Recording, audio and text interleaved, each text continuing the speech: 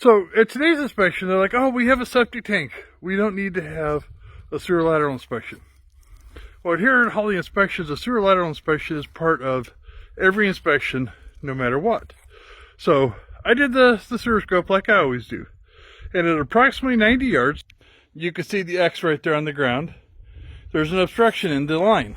Now, if we look on out here, you see the dig up spot out there. That's where they had a septic inspection done.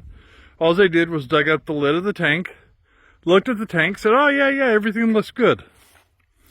Well, it's about 20 yards from there to here.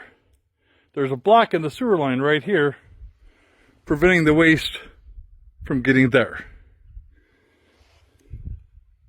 So for all your inspection needs in the St. Louis and the St. Louis Metro East, call Hawley Inspections at 314-257-0040 or 618-593-9631.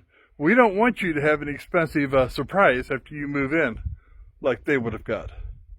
Have a safe and wonderful day. Thank you.